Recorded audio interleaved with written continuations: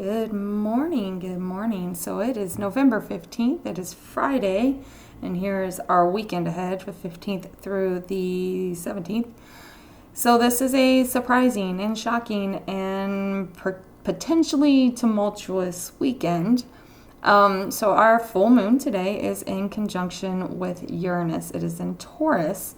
So this can really shake some stuff up in the world of values, finances, even relationships, depending on kind of where it's at in your natal chart, but definitely could shake up like your sense of security, your sense of safety, your sense of like being grounded and stable. It could really throw some stuff off there for you. This is actually the reveal point of a new moon that was in May of last year, 2023. So this moon family started out in May. We then had a like a check-in point, an adjustment point this past February, Valentine's week, as a matter of fact. I know for me that was a wild one, but I had a lot of other stuff happening too. And now we're at this like reveal point of how did everything turn out? What did you start something new in May of last year? Did you set intentions? Where are you now in reference to that particular story? It could be uncomfortable. It could be just surprising. Uranus is unpredictable. There's no way to say for sure that it's going to be good or bad. The only caveat here is that Uranus is not happy. It's in its fall in Taurus. So even when it's happy news, it still tends to be uncomfortable. It like really shakes up where you think that you're grounded and stable. Okay. Now, the other caveat to this is that today is also the day that Saturn is stationing retrograde. And because Venus, the ruler of Taurus, is in charge of this full moon and it is in Capricorn, ruled by that Saturn stationing direct, things could get a little bit on the intense side. You could really be put in a position to have to stand your ground on something, stand your boundaries on something. This is really interesting to me, the way it all kind of unfolds at once here, because while Saturn's been retrograde over these since June, there's been a lot of like testing of your boundaries, your faith, your ability to trust your intuition, to listen to God or spirit guides, whoever you talk to. There's been a lot of trying to pull you down into reality and not getting lost in your imagination or your Delulu land.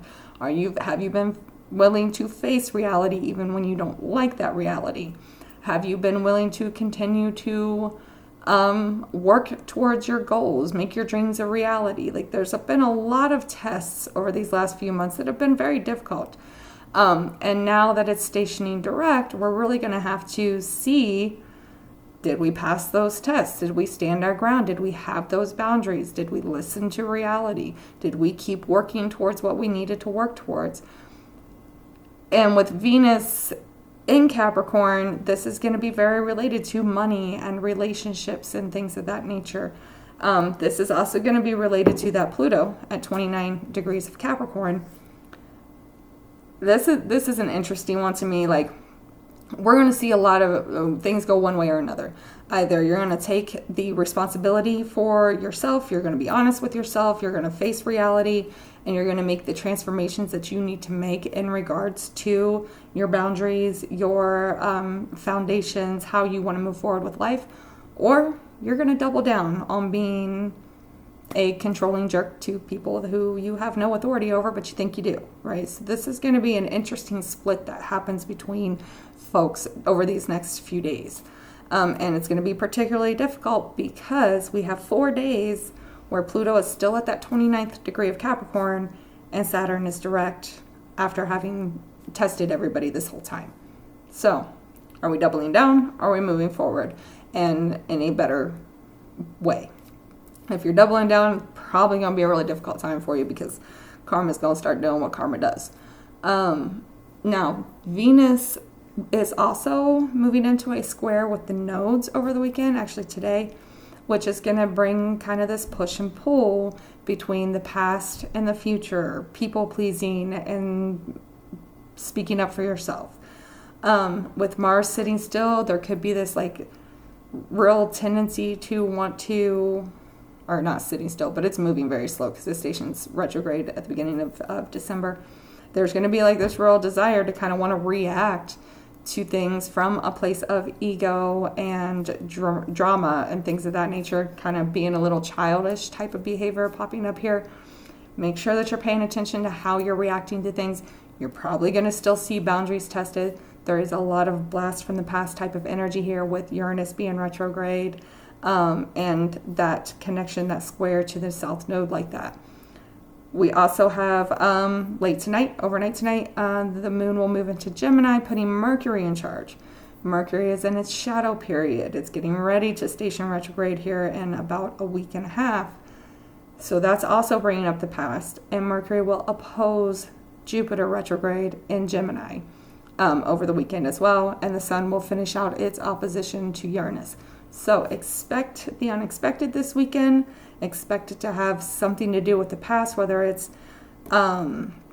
actual things from the past, actual conversations and people and financial situations from the past, or it's similar situations to past situations coming back up, and see like where you're at in this process of that storyline, okay? Definitely make sure you're listening to your boundaries, you're being honest. There's really going to be a test about being honest with yourself and facing reality even when you don't like it, okay? Cards for the weekend. The energy for the weekend is Judgment. So this is that second chance to do things differently. This is that moment where you're going to be faced with that question of, how do I handle it this time? I've already done it this way. It didn't work. This might not have been the best way. Let me do it differently this time instead of doubling down on something else, okay? What we're focusing on is the Seven of Pentacles. So this is that adjustments that you need to make. Where do you still need to weed your garden? Where do you still need to work on yourself or your environment in order to continue to grow properly? So really make sure that you're paying attention to what is coming up and you're being honest with yourself about it as it comes up, even if you don't like it. What we're avoiding is that Three of Pentacles. Number one, burying yourself in work is a form of escapism. And Saturn in Pisces is really good at using work as a form of escapism, okay? So really make sure that you're not burying yourself in something else to distract you from what's going on. Also, get other people's opinions of what you should be doing out of your head. Their life is not your life. They don't get to tell you how to live your life. They are not on your path. Make sure that you're not, listening to your coworker saying, well, what about money? You got to make more money and this, that, and the other. Because Uranus is shaking things up in the realm of money. Pluto, moving into Aquarius next week, is shaking things up in the realm of money. So don't allow that obsession with money that we've been in for so long, and the obsession with productivity but I got to work. Don't allow that to take over this weekend, okay? It's time to sit back and relax and just listen to things as they come out and adjust as we move forward. Bottom of the deck is Page of Swords. So there's messages that are coming out. Really, this is an observatory type of thing. It's curiosity. So there's pages want to learn. They are students. They want to learn. They have a lot to say. They have a lot of questions, right? So there's really this underlying energy here of really wanting to talk it out, really wanting to have a conversation and try to figure out what you need to learn to be able to move forward. This could also be just that curiosity of just watching things unfold and sitting back and learning from it as we go, okay? Clarifiers on our Judgment card. Oh, we have the Nine of Wands. Now, Nine of Wands is your second round of the battle. So you've done a lot of work. You're defending yourself in the Eight of Swords. So this is defending the work that you've done. This is defending that time that you've spent in your head, working things out, trying to figure out your own thoughts away from the world. This is really having to defend that. You've probably already had to defend it a few times already, and now you're in yet another space where you're going to have to defend it again. Somebody's going to have to, somebody might be questioning what you've been doing. Are you going to just do what you need, whatever you want to do to shut them up, or what? Are we going to people please, or are you going to stand up for yourself? Are you going to follow your path forward, or are you going to go back to the same way things have always been in the past, okay? Clarifiers on the 9, or gosh, that's a 7. 7 of Pentacles. Clarifiers on our 7 of Pentacles. Nope. We've got a 6 of Wands. I like that. One more. Focus on the wins. Don't focus on the things that aren't working out, right? Oh, I got 2 coming out here. That's funny. I got the moon on mine too. Wheel of Fortune and the moon. Okay.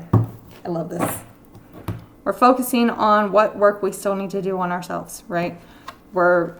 Because today is and the weekend as a whole is going to bring up some things that are uncomfortable.